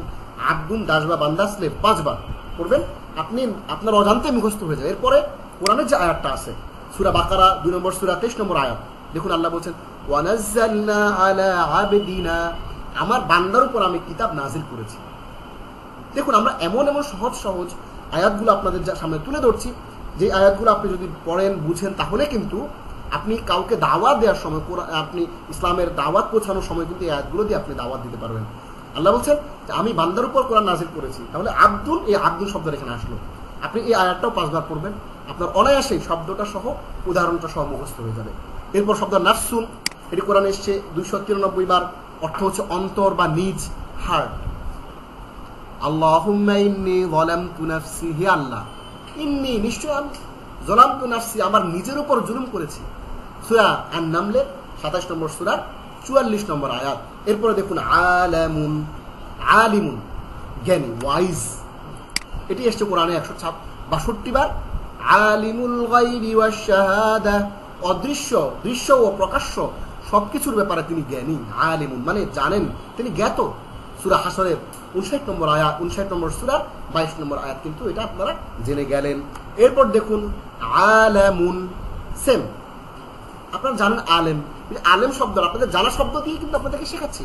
It's very easy, very simple to learn. Quran is very easy to learn. Allah বলেছেন কোরআনে। আপনি আমি আসলে যদি বলি কোরআন কঠিন, তাহলে কিন্তু আল্লাহ সে কথাটা কিন্তু আমরা মানছি না, এটা কিন্তু করা যাবে না। আল্লাহর কথা আমাদের মানতে হবে। আল্লাহ বলছেন আলিমুন, জ্ঞানী।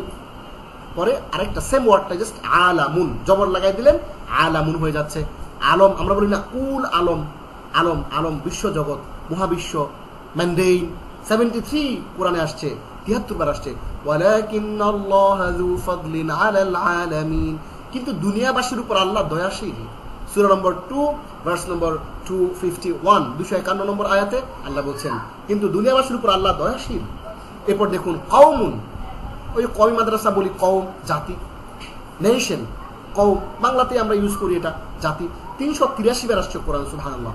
কাযযাবাত কওমু লুতিন বিন-নুযুর, লুতের জাতি সতর্ককারীদের প্রতি মিথ্যারোপ করেছিল। সূরা আল কমার 54 নম্বর সূরার 34 নম্বর আয়াতের মধ্যে আমরা এটা দেখতে পাচ্ছি। আমার প্রিয় শিক্ষার্থী ভাই ও বোনেরা, এই কওমুন মানে হচ্ছে নেশন, এটি কোরআনে এসেছে 383 বার। শুআইব এবার আসবে আপনাদের জানা জিনিস, নবীদের নাম খুবই সিম্পল এন্ড ইজি। 11 বার আসছে শুআইব আলাইহিস সালাম, ক্বালু ইয়া শুআইব, তারা বলল হে শুআইব। সূরা হুদের 11 নম্বর সূরার 87 নম্বর আয়াত। আদম আদম আলাইহিস সালাম, এটি আসছে কোরআনে 25 বার। ওয়াইয কুলনা লিল মালাইকাতি ইসজুদু লিআদম, যখন আমি ফেরেশতাদেরকে বললাম তোমরা আদমকে সিজদা করো, আদম আমরা জানি সিম্পল। নূহ আলাইহিস সালামের নাম। এই যে 125টা শব্দ শিখছি, এর মধ্যে 70% আপনাদের জানা শব্দ, বাকি অনলি 30% নতুন শব্দ। এই জন্য কোরআন বোঝা আসলে সহজ। আপনি যদি শুধু এই মেথডোলজি ফলো করেন, আমাদের গবেষণা যেটা আমরা ফুরকান ইনস্টিটিউটের মাধ্যমে উপস্থাপন করছি, ইনশাআল্লাহ আপনারা কোরআন বুঝতে পারবেন খুব সহজেই। ওয়াহিয়া ইলা নূহিন, এবং নূহের প্রতি ওহী নাজিল করা হলো। সূরা হুদ 11 নম্বর সূরার 36 নম্বর আয়াত। এরপর ইব্রাহিম 69 নম্বর সূরা, 69 ইব্রাহিম আলাইহিস সালাম 69 বার আসছে কোরআনে এটি। সালামুন আলা ইব্রাহিম, ইব্রাহিমের উপর সালাম। সূরা সাফফাতের 37 নম্বর সূরা 109 নম্বর আয়াত। ইসমাঈল আলাইহিস সালাম 12 বার আসছে কোরআনে। ওয়াযকুরু ফিল কিতাবি ইসমাঈল, আর এই কিতাবে ইসমাঈলের কথা স্মরণ করো। মুসা আলাইহিস সালাম আসছে এটি 137 বার। ওয়ালাকাদ আতাইনা মুসাল কিতাব, মুসাকে কিতাব দিয়েছিলাম। ঈসা আলাইহিস সালাম, এটি এসেছে কোরআনে 25 বার। ওয়াকাফাইনা বিঈসা ইবনে মারইয়াম, তাদের সবার শেষে মারইয়ামের পুত্র ঈসাকে পাঠিয়েছি আমি। এরপর আসছে ইউসুফ, এটি আসছে কোরআনে 27 বার। ওয়াজাআ ইখওয়াতু ইউসুফ, আর ইউসুফের ভাইরা আসলো। ইয়াকুব আলাইহিস সালাম, এটি আসছে কোরআনে 16 বার। ইয়ারিসুনি ওয়া ইয়ারিসু মিন আলি ইয়াকুব, যে আমার উত্তরাধিকারিত্ব করবে ইয়াকুবের বংশের। সূরা আনআমের 6 নম্বর সূরা 84 নম্বর আয়াত। এরপর আসছে হুদ, এটি আসছে কোরআনে 4-7 বার। ওয়া ইলা আদিন আখাহুম হুদা, আর আদ জাতির কাছে আমি তাদের ভাই হুদকে পাঠিয়েছি। এরপর আসছে লূত, কাযযাবাত কওমু লূতিল মুরসালিন, লূতের জাতি রাসূলদের প্রতি মিথ্যা আরোপ করলো। এরপর আসছে ইসহাক, এটি আসছে 17 বার। ওয়াবাশশারনাহু বিইসহাক, আর আমি তাকে সংবাদ দিলাম ইসহাকের মাধ্যমে। এরপর আসছে সালেহ, সব নবীর নাম, কি সহজ দেখুন কোরআন। সালেহ 9 বার আসছে কোরআনে। ওয়া ইলা সামুদ আখাহুম সালিহা, আর সামুদের কাছে তাদের ভাই সালেহকে আমি পাঠালাম। আপনারা কোথাও যাবেন না, অনেক চমৎকার চমক আপনাদের জন্য অপেক্ষা করছে ক্লাসের শেষে ইনশাআল্লাহ। এরপরে আসছে কিছু শব্দ যেগুলো আপনাদের জন্য আমি উপস্থাপন করবো এখন। নাসুন, মানুষ, নাস। কুল আউযু বিরাব্বিন নাস, মালিকিন নাস, এই নাস মানে হচ্ছে পিপল, মানুষ। এটি কোরআনে এসেছে 248 বার। এরশাদ হচ্ছে সূরা নাস 114 নম্বর সূরা, কোরআনের সর্বশেষ সূরার 1 নম্বর আয়াতে। কুল আউযু বিরাব্বিন নাস, বলুন আমি আশ্রয় চাচ্ছি মানুষের রবের কাছে। এরপরে নাস থেকে ইনসান, পিপল, একই অর্থ, প্রত্যেক মানুষ। এটি আসছে কোরআনে 65 বার।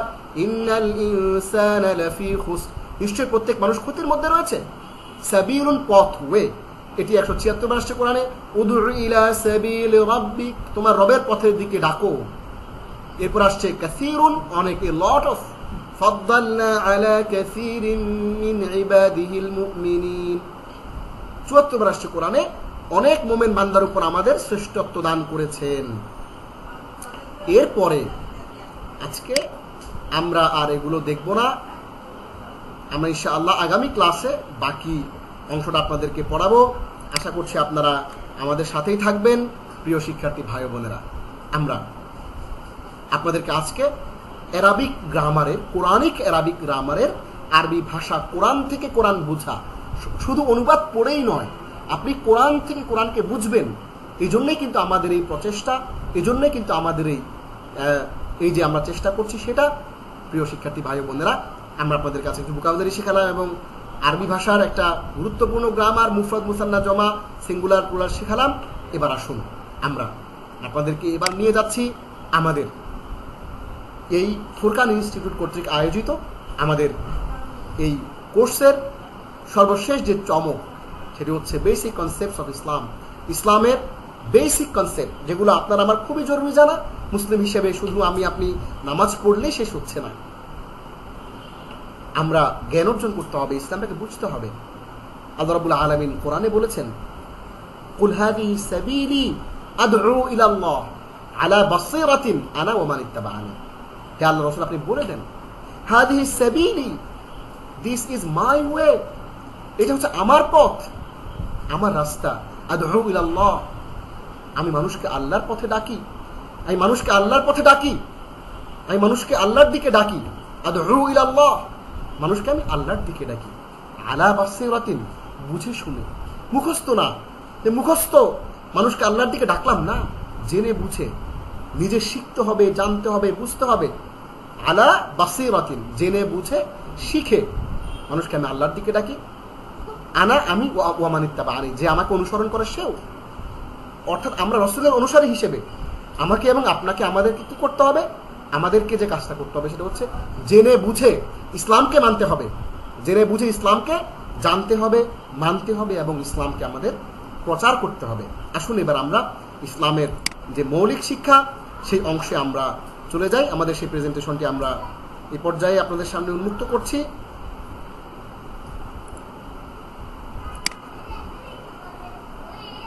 বেসিক কনসেপ্টস অফ ইসলাম, ইসলামের বেসিক কনসেপ্টের যে পার্টটি, আমরা আপনাদের সামনে আমাদের প্রেজেন্টেশন স্লাইডটি শেয়ার করছি।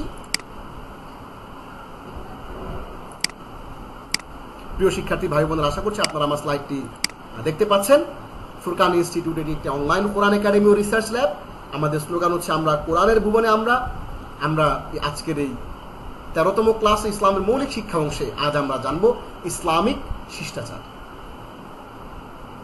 ইসলামিক এটিকেটস, ম্যানার্স, আমাদের কি কি দায় দায়িত্ব রয়েছে, আমরা কি আদব কায়দা ইসলাম আমাদেরকে শিখিয়েছে, সেগুলো আমরা শিখবো ইনশাআল্লাহ। সাধারণ শিষ্টাচার সম্পর্কে আপনি কি জানেন? এই যে কমন ম্যানার্স, কমন এটিকেটস, ভদ্রতা, শিষ্টাচারটা কি জানেন আপনি? আপনার জীবনে আপনি কি শিখেছেন? কমন সেন্স দিয়ে আপনি কি শিখেছেন এবং ইসলাম আপনাকে কি শেখায়? আমরা প্রত্যেকটা ক্লাসের শুরুতে কিন্তু এই প্রশ্নটা করি আপনাদেরকে, আপনারা জানেন। প্রত্যেকটা ক্লাসে আমরা আপনাদেরকে এই প্রশ্নটা করি। কেন করি? কারণ হচ্ছে যে আমাদের ক্লাসের পরে আপনি কি শিখলেন এবং ক্লাসের আগে আপনি কি শিখেছেন সেইটা আমরা কম্পেয়ার করতে চাই। দ্যাটস ওয়াই এই প্রশ্নটা আমরা সবাই করি। আমরা আপনাদের সবাইকে করি যে সাধারণ শিষ্টাচার সম্পর্কে আপনি কি জানেন আর ইসলামিক শিষ্টাচার সম্পর্কে আপনি কি জানেন। আপনার কমন সেন্স আপনাকে কি শিষ্টাচার শিক্ষা দেয়, কি ম্যানার্স, কি এটিকেটস আপনাকে শেখায়, আর ইসলাম আপনাকে কি ম্যানার্স শেখায়, কি এটিকেটস শেখায়। আমরা আজকে এই ক্লাসে নিয়তের সাথে সংশ্লিষ্ট শিষ্টাচার, আপনার নিয়তের সাথে আপনি যে একটা কাজ করবেন, ইচ্ছা শক্তি, আপনার যে একটা প্রমিস, আপনার যে একটা অ্যাকশন প্ল্যান, এই অ্যাকশন প্ল্যানের সাথে আপনার যে কার্যক্রমের সাথে যে আদব কায়দা রয়েছে, সেটা আল্লাহর প্রতি শিষ্টাচার ও আচরণ, আল্লাহর সাথে কিভাবে আপনি আচরণ করবেন, আল্লাহর প্রতি কি আপনার ভদ্রতা হবে, আল্লাহর প্রতি কি আদব কায়দা হবে, সেটা আল কোরআনের প্রতি শ্রদ্ধা প্রদর্শনের শিষ্টাচার, কিভাবে আপনি কোরআনের প্রতি শ্রদ্ধা প্রদর্শন করবেন, সেটা আল্লাহ রসুলের প্রতি শ্রদ্ধা প্রদর্শনের শিষ্টাচার, এটা আমরা এই ক্লাসে শিখবো ইনশাআল্লাহ। বিভিন্ন প্রকারের শিষ্টাচার নিয়ে আলোচনা করবো, নিজের প্রতি, মাতা পিতার প্রতি, শিশুর প্রতি, ভাই বোনের প্রতি, স্বামী স্ত্রীর প্রতি এবং আত্মীয় স্বজনের প্রতি কি কি শিষ্টাচার, সেটা আমরা ইনশাআল্লাহ আলোচনা করব স্টেপ বাই স্টেপ। এরপর দেখুন প্রতিবেশীর প্রতি আপনি কি শিষ্টাচার আছে, অমুসলিমদের প্রতি আপনার কি শিষ্টাচার রয়েছে, প্রাণী এবং অন্যান্য জীবজন্তুর প্রতি আপনি কি শিষ্টাচার আপনার রয়েছে, বিভিন্ন কাজের সাথে সংশ্লিষ্ট শিষ্টাচার, যেমন সমবেত হলে, জমায়েত হলে একত্রিত হওয়ার যে শিষ্টাচার সেটা কি, খাওয়া দাওয়ার শিষ্টাচার কি, ভ্রমণ যখন করতে যাবেন, আপনি ভ্রমণে যাবেন সেটা শিষ্টাচার কি হবে, আপনার পোশাক পরিধান ও ঘুমানোর শিষ্টাচার কি, ইত্যাদি। এই বিষয়গুলো নিয়ে আপনাদের সামনে আমরা কথা বলবো। এবার আসুন আমরা প্রথমে নিয়তের সাথে সংশ্লিষ্ট শিষ্টাচারগুলো নিয়ে আপনাদের সামনে আমরা আজকে কথা বলি। নিয়ত, আপনি যে নিয়ত করছেন, এই যে নিয়ত করছেন, আপনি একটা কাজ করবেন, সংকল্প করছেন, সেইটার সাথে সংশ্লিষ্ট কি কি ভদ্রতা, কি কি ইসলামিক ম্যানার, কি কি ইসলামিক এটিকেটস রয়েছে সেটা দেখুন। নিয়তের সাথে সংশ্লিষ্ট শিষ্টাচার, বুখারী ও মুসলিমের হাদিসটা আমরা একটু পরে বলছি। আল্লাহ রাব্বুল আলামিন ৯৮ নম্বর সূরার ৫ নম্বর আয়াতের মধ্যে বলছেন, ওয়ামা উমিরু ইল্লা লিয়াবুদুল্লাহ মুখলিসিনা লাহুদ্দিন হুনাফা ওয়া ইউকিমুস সালাতা ওয়া ইউতুস যাকাতা ওয়া যালিকা দীনুল কাইয়্যিম। আমরা সবাই জানি যে একজন মুমিনের প্রত্যেকটা কাজ হচ্ছে, এভরি অ্যাকশন অফ এ মুমিন ইজ অ্যান ইবাদা। একজন মুমিনের প্রত্যেকটা কাজ হচ্ছে একটা ইবাদত।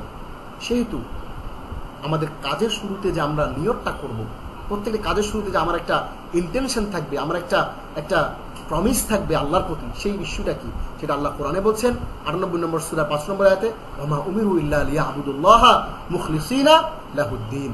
তাদেরকে এছাড়া কোনো নির্দেশ করা হয়নি যে তারা খাঁটি মনে একনিষ্ঠভাবে আল্লাহর ইবাদত করবে, নামাজ কায়েম করবে এবং যাকাত দেবে।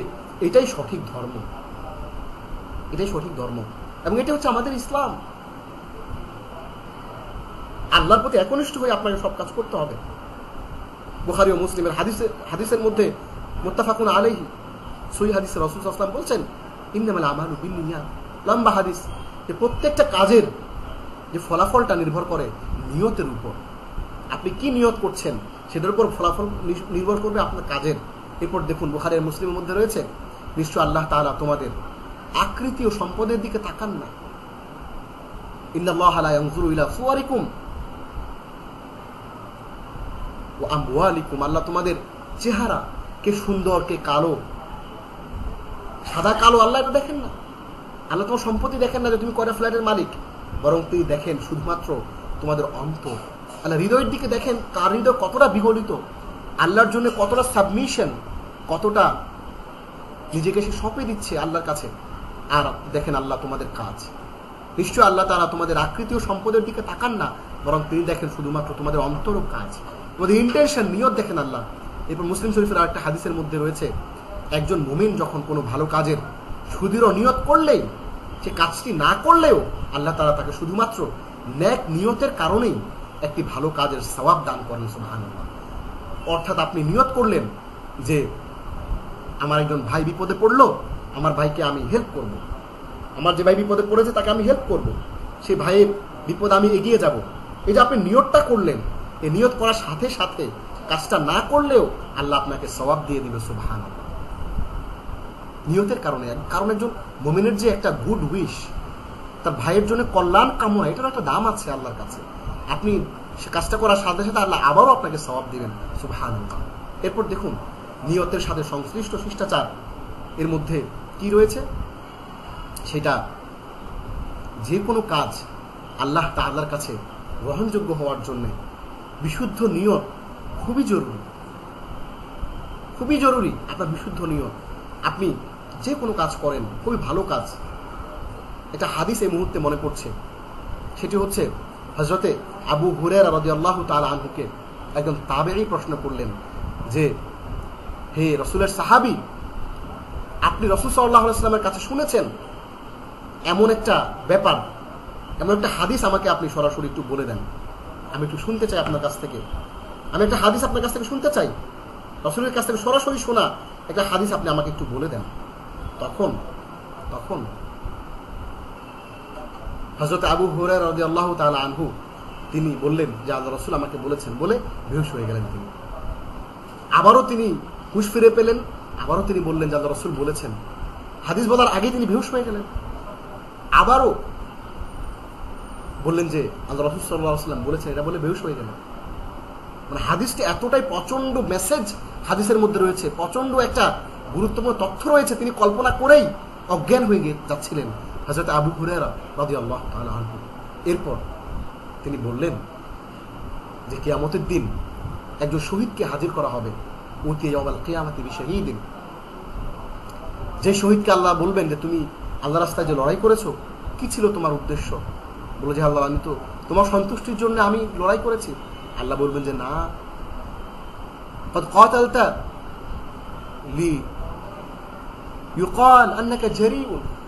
এটা বলার জন্য মানুষ এটা বলবে যে তুমি খুব সাহসী যোদ্ধা, এজন্য তুমি লড়াই করেছো, আল্লাহর রাস্তায় যুদ্ধ করেছো। মানুষ তোমাকে সেটা বলেছে। এখন তোমার কাছে আমার কাছে তোমার কোনো অংশ নাই, কোনো কিছু তুমি পাবা না। অর্থাৎ এই যে শহীদ হলো, আল্লাহর রাস্তায় যুদ্ধ করলো, তারপরেও সে কিছু পাচ্ছে না। কারণ আপনার কাজের জন্য বিশুদ্ধ নিয়ত খুবই জরুরি।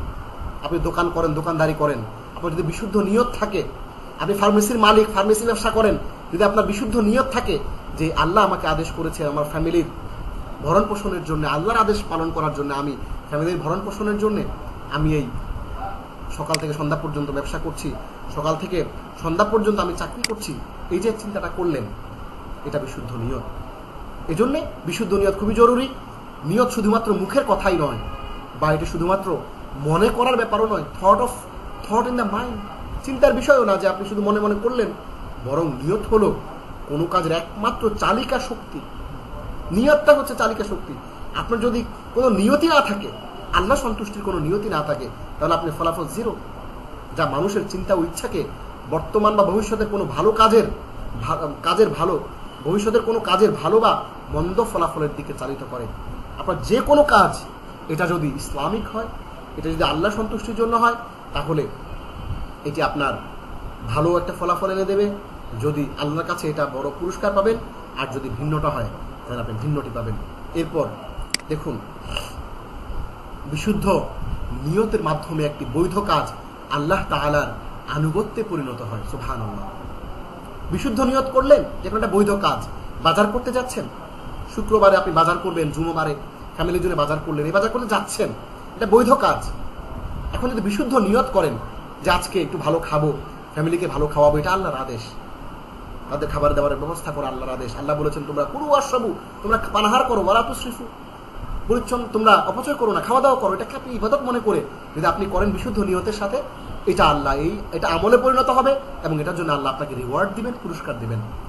বিশুদ্ধ নিয়তহীন একটি বৈধ কাজ আল্লাহ তাআলার অবাধ্যতায় পরিণত হয়, যার জন্য বান্দাকে শাস্তি পেতে হবে। আপনার যদি বিশুদ্ধ নিয়ত না থাকে, আপনি মসজিদে যাচ্ছেন ভালো কাজে নামাজ পড়তে, কিন্তু মনে মনে আসে যে ওইখানে গিয়ে নামাজ পড়লে এলাকার মুরব্বীরা দেখবে, আমাকে মসজিদ কমিটিতে একটা ভালো পজিশন দিবে, অথবা আপনি হাজী সাহেব হজ করে আসছেন, নামাজ না পড়লে মানুষ কি বলবে, এজন্য আপনি বিশুদ্ধ নিয়ত ছাড়া আপনি আমলটা করলেন, তাহলে কিন্তু এটা অবাধ্যতায় পরিণত হবে, আপনাকে শাস্তি পেতে হবে এই বিশুদ্ধ নিয়ত না থাকার কারণে।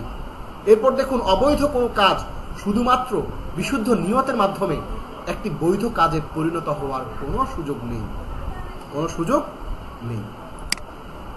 অর্থাৎ আপনি অবৈধ যে কাজগুলো করছেন, অন্যায় করছেন, মানুষের সম্পত্তি লুণ্ঠন করছেন, আবার সম্পত্তি লুট করে সেগুলো আবার দরিদ্র লোকদেরকে ভালো নিয়তে লুট করছেন, ভালো নিয়তে চুরি করছেন, ভালো নিয়তে মানুষকে হত্যা করছেন। মানুষকে হত্যা করছেন কি জন্য? দেশের মধ্যে শান্তি ফেরত আসবে। অথবা আপনার মনের মধ্যে নিয়ত আছে কি যে আপনি এই লোকটাকে সরাই দিলে দেশে শান্তি আসবে। অথবা আপনি মনে করতেছেন যে আপনি এই জনগণের টাকাগুলো মেরে দিয়ে এটা কিন্তু একটা মসজিদ বানাবেন, মাদ্রাসা করবেন না। অবৈধ কোনো কাজ শুধুমাত্র বিশুদ্ধ নিয়তের কারণে বৈধ কাজে পরিণত হওয়ার কোনো সুযোগ নাই, কোনো সুযোগ নেই। এই জন্য কাজটা হতে হবে বৈধ, এবং আপনার নিয়ত হইতে হবে বৈধ। কোনো বৈধ কাজ বিশুদ্ধ নিয়ত মানে অশুদ্ধ নিয়তে করা যাবে না, আবার কোনো অবৈধ কাজ বিশুদ্ধ নিয়তে করার কোনো সুযোগ নাই। আপনি ইসলামিক সিনেমা হল দিলেন, কোনো সুযোগ নাই। ইসলামিক মদের কারখানা দিলেন, কোনো সুযোগ নাই। কাজটা বৈধ হইতে হবে আল্লাহর। এবার আমরা নিয়তের বিষয়ে শিষ্টাচারগুলো দেখলাম। আমাদেরকে কাজ করতে হবে আল্লাহর সন্তুষ্টির জন্য, নিয়ত করতে হবে আল্লাহর জন্য, এবং একনিষ্ঠভাবে খাঁটি মনে ইবাদত করতে হবে। এটি হচ্ছে আমাদের নিয়তের শিষ্টাচার, নিয়তের শুদ্ধতা, বিশুদ্ধতা। এবার আমরা আসুন সংক্ষেপে আমরা আলোচনা করব, সংক্ষেপে আমরা দেখব আল্লাহর প্রতি শিষ্টাচার এবং আচরণ কি। এরপর আমরা শেষ করবো আমাদের ক্লাসে ইনশাআল্লাহ। আল্লাহর প্রতি শিষ্টাচার হচ্ছে কি? আল্লাহ রাব্বুল আলামিন সূরা নম্বর 16 আয়াত নম্বর 53 আল্লাহ বলছেন ওয়ামা বিকুম মিন নি'মাতিন ফামিনাল্লাহ, তোমাদের কাছে যে সমস্ত নিয়ামত আছে তা আল্লাহরই পক্ষ থেকে। অতঃপর তোমরা যখন দুঃখ কষ্টে পতিত হও তখন তারই নিকট কান্নাকাটি করো। অর্থাৎ আমাদেরকে আল্লাহ যা কিছু দিয়েছেন আল্লাহর পক্ষ থেকে এসছে। আমরা কষ্টে পড়লে আল্লাহর কাছে কান্নাকাটি করতে হবে যে আল্লাহ কষ্ট দূর করে দাও, কারণ তার কাছে ছাড়া আর কারো কাছে কোনো আশ্রয় নাই। আল্লাহ সূরা নম্বর 14 আয়াত নম্বর 34 বলছেন ওয়া আতাকুম মিন কুল্লি মা সাআলতুম, যে সকল বস্তু তোমরা চেয়েছো তার প্রত্যেকটি থেকে তিনি তোমাদেরকে দিয়েছেন। আমরা যা চেয়েছি আল্লাহ তা কিছু আমাদেরকে দিয়েছেন। ওয়া ইন তাউদ্দু নি'মাতাল্লাহি লা তুহসুহা, যদি আল্লাহর নিয়ামতকে তোমরা গণনা করো তবে গুণে শেষ করতে পারবে না। নিশ্চয়ই মানুষ অত্যন্ত অন্যায়কারী, অকৃতজ্ঞ। এরপর দেখুন সূরা নম্বর 2 আয়াত নম্বর 152 আল্লাহ বলেন ফাযকুরুনি আযকুরুকুম ওয়াশকুরুলি ওয়ালা তাকফুরুন, সুতরাং তোমরা আমাকে স্মরণ করো আমিও তোমাদেরকে স্মরণ করব। আরো বড়, তোমরা আমাকে যদি একটা মসজিদে স্মরণ করো আমি তোমাদেরকে স্মরণ করব আমার ফেরেশতাদের মজলিসে। তোমরা আমাকে যদি একটা দোয়া মাহফিলে স্মরণ করো আমি আরো বড় সম্মানিত ফেরেশতাদের মজলিসে, সম্মানিত ফেরেশতাদের একটা মিটিং এর মধ্যে তোমাদের কথা স্মরণ করব। অর্থাৎ আল্লাহ বলছেন আল্লাহকে স্মরণ করলে আল্লাহও স্মরণ করবেন সুবহানাল্লাহ। এবং আমার কৃতজ্ঞতা প্রকাশ করো, অকৃতজ্ঞ হইও না। সুতরাং এবার আমরা বলতে পারি আল্লাহ তাআলার কাছ থেকে পালিয়ে যাওয়ার কোনো সুযোগ নেই। আল্লাহ তাআলার কাছ ছাড়া অন্য কোথাও আশ্রয় নেওয়ার কোনো সুযোগ নেই। আল্লাহর কাছে ফেরত আসতে হবে। লা মালজা ওয়ালা মানজা মিনাল্লাহি ইল্লা ইলাইহি, আল্লাহর কাছে ছাড়া অন্য কোথাও আশ্রয় নেওয়ার জায়গা নাই, অন্য কোথাও পালিয়ে যাওয়ার কোনো সুযোগ নাই আল্লাহ তাআলার কাছে। এজন্য যারা আল্লাহকে মানে, এজন্য যারা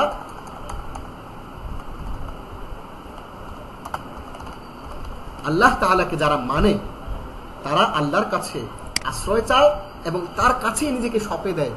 ফুল সাবমিশন, কমপ্লিট সাবমিশন, আল্লাহর কাছে পরিপূর্ণভাবে নিজেকে উপস্থাপন করে, পরিপূর্ণভাবে আল্লাহর কাছে নিজেকে সঁপে দেয়।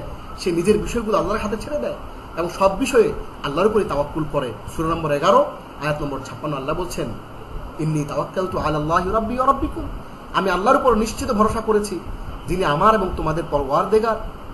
মা মিন দাব্বাতিন ইল্লা হুয়া আখিযুম বিনাসিয়াতিহা, পৃথিবীর বুকে বিচরণকারী এমন কোনো প্রাণী নাই যা তার পূর্ণ আয়ত্তাধীন নয়। অর্থাৎ সবারই কন্ট্রোল আল্লাহর হাতে। ইন্না রাব্বি আলা সিরাতিন মুস্তাকিম, আমার পালনকর্তার সরল পথে সন্দেহ নেই। আমার যে আল্লাহর যে পথ, সে পথে কোনো সন্দেহ নাই, সে পথে কোনো ভিন্ন রকমের কোনো কিছুই নাই। আমার প্রিয় ভাই ও বোনেরা, আপনারা আমার সাথে এ পর্যন্ত এখন যারা আমরা জয়েন করেছেন সবাইকে আমরা ধন্যবাদ জানাচ্ছি আমাদের ক্লাসে অংশগ্রহণ করার জন্য। আমরা আমাদের যে মডিউল ছিল 3টি, প্রথমত ছিল আমরা আপনাদের কাছে কোরআন তাজবিদ সহ যে কোরআন সেটা আমরা তুলে ধরেছি আপনাদের জন্য, এবং আমরা আপনাদের কাছে তুলে ধরেছিলাম আন্ডারস্ট্যান্ড কোরআন এবং ইসলামের বেসিক কনসেপ্ট আপনাদের সামনে তুলে ধরেছি। আমাদের আজকের ক্লাসটি এ পর্যন্তই। সবাই ভালো থাকবেন। পরবর্তী ক্লাসে আবারও দেখা হবে এবং আমাদের এই ক্লাসটি সম্পর্কে আপনাদের কোনো প্রশ্ন যদি থাকে অবশ্যই আপনারা আমাদেরকে জানাবেন। কোনো প্রশ্ন থাকলে আমরা অ্যান্সার করবো ইনশাআল্লাহ, এবং আমরা আপনাদেরকে অবগত করার চেষ্টা করব। ভালো থাকবেন সবাই, সুস্থ থাকবেন। আজকের ক্লাসটি তাহলে এ পর্যন্তই। আসসালামু আলাইকুম ওয়া রাহমাতুল্লাহি ওয়া বারাকাতুহু।